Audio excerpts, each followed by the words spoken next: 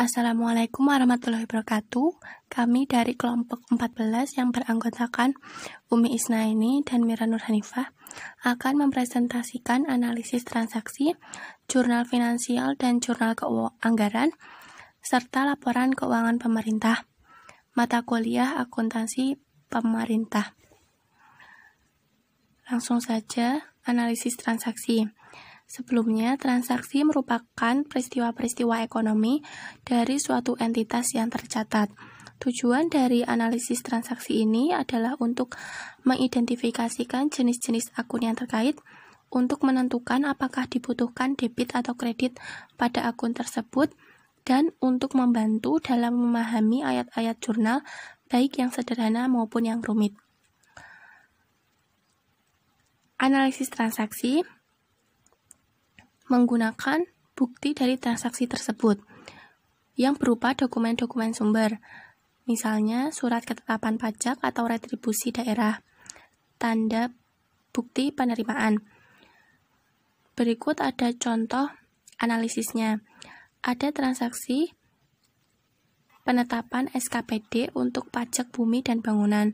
Bukti transaksinya ada SKPD PBB ditetapkan sebesar Rp300.000 untuk periode tahun 2019.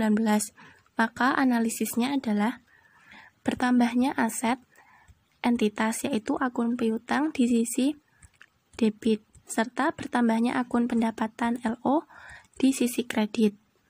Bertambahnya akun piutang di sisi kiri atau aset, dan bertambahnya pendapatan di sisi kredit, yang berarti bertambahnya ekuitas dalam jumlah yang sama di sisi debit dan sisi kredit, akan mengakibatkan persamaan akuntansi ini seimbang. Selanjutnya ada jurnal. Jurnal merupakan catatan kronologis dan sistematis atas seluruh transaksi keuangan sebuah entitas. Dalam melakukan pencatatan transaksi ke dalam jurnal, digunakan metode double entry, di mana setiap transaksi akan dicatat di sisi debit dan kredit. Ada dua jenis basis yang digunakan dalam pencatatan akuntansi di pemerintah daerah, yaitu basis akrual dan basis kas. Dengan demikian, terdapat dua jenis jurnal untuk melakukan pencatatan atas transaksi di pemerintah daerah. Yang pertama, jurnal finansial. Jurnal ini mencatat transaksi-transaksi secara akrual, khususnya transaksi terkait akun kas, kewajiban, ekuitas, pendapatan LO, dan beban LO. Jurnal ini akan menghasilkan laporan operasional dan neraca. Yang kedua, jurnal anggaran, yang mencatat transaksi-transaksi yang merupakan realisasi anggaran berdasarkan basis kas atas pendapatan LRA, penerimaan pembiayaan, belanja, transfer, dan pengeluaran pembiayaan. Jurnal ini akan menghasilkan laporan realisasi anggaran dan laporan perubahan sal. Contoh transaksinya ada bendahara pengeluaran SKPDA menggunakan uang persediaan untuk membeli ATK, perangko, materai, isi tabung gas, dan bahan kebersihan sebesar Rp2 juta. Untuk jurnal finansialnya, beban bahan habis pakai di debit sebesar 2 juta dan kas di bendahara pengeluaran sebesar 2 juta di sisi kredit. Untuk jurnal anggarannya, belanja bahan habis pakai sebesar 2 juta di sisi debit dan perubahan sal di sisi kredit sebesar 2 juta. Neraca saldo merupakan daftar rekening-rekening beserta saldo yang menyertainya. Angka-angka saldo dari semua akun buku besar dipindahkan ke kolom neraca saldo sesuai dengan posisi debit atau kredit dalam saldo di buku besar masing-masing. Adapun saldo transaksi diambil angkanya dari saldo terakhir yang ada di setiap transaksi. Berikut ada bentuk dari neraca saldonya. Untuk jumlah dari sisi debit dan sisi kredit, neraca saldo dituntut untuk memiliki kesamaan atas keseluruhan jumlah debit dan jumlah kreditnya. Selanjutnya ada jurnal penyesuaian. Dibuat di akhir periode akuntansi agar pendapatan dapat dicatat pada saat dihasilkan dan beban diakui pada saat terjadinya transaksi. Penyesuaian memungkinkan untuk melaporkan posisi aset, utang, dan ekuitas di neraca pada tanggal neraca dan untuk melaporkan jumlah surplus dan defisit yang wajar di laporan operasional.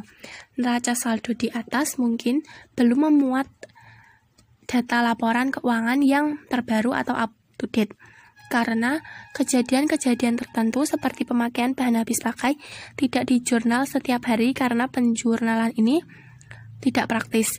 Yang kedua, karena beban yang terjadi karena berlalunya waktu seperti berkurangnya manfaat gedung, sewa, dan asuransi tidak di jurnal selama periode akuntansi.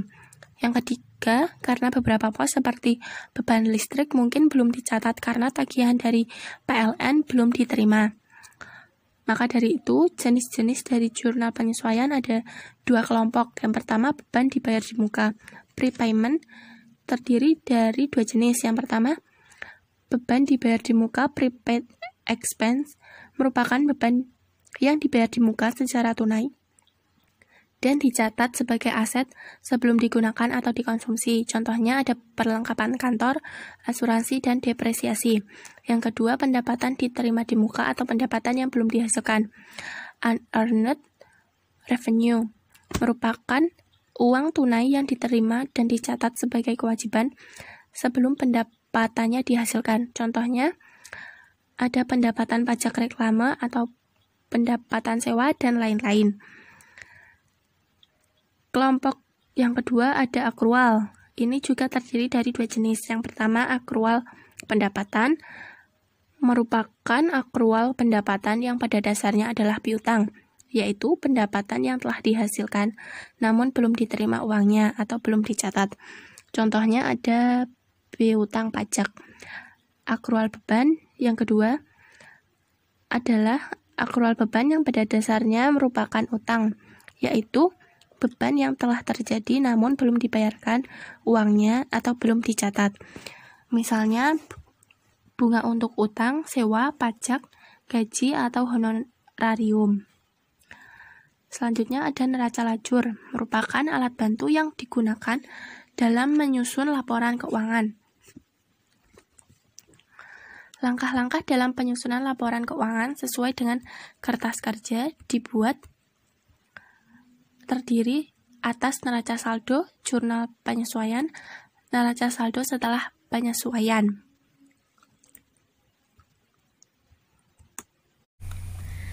Baik, selanjutnya saya Umi Isnaini akan melanjutkan pembahasan mengenai laporan realisasi anggaran. Pengertian dari laporan realisasi anggaran adalah laporan yang menyajikan realisasi pendapatan, belanja, transfer, surplus atau defisit, pembiayaan, salian diperbandingkan dengan anggaran dalam periode tersebut. Jadi dari laporan realisasi anggaran ini akan dihasilkan SAL atau SILPA yang nantinya akan dibawa ke laporan perubahan SAL. Untuk contohnya, di sini ada laporan realisasi anggaran pendapatan dan belanja daerah untuk pemerintah Provinsi Jawa Tengah, tepatnya pada tahun 2019 dan juga 2018. Jadi di laporan realisasi anggaran ini, di sini akan diungkapkan pendapatan yang terdiri dari pendapatan asli daerah dengan macam-macamnya ini, lalu transfer pemerintah, dan lain sebagainya, seperti yang sudah dijelaskan dalam pengertian laporan realisasi anggaran. Untuk jurnal penutup anggaran, ada 3 tahapan yang harus dilakukan. Yang pertama adalah membuat jurnal penutup untuk menutup jurnal penganggaran yang dibuat di awal tahun anggaran. Jurnalnya yaitu debit, apropriasi belanja, apropriasi pengeluaran pembiayaan, dan kredit estimasi pendapatan, juga estimasi penerimaan pembiayaan.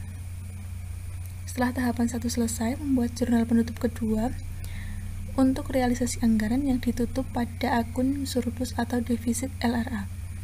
Jurnal yang dibuat, debit pendapatan LRA, penerimaan pembiayaan, dan kredit belanja, pengeluaran pembiayaan, dan surplus atau defisit LRA.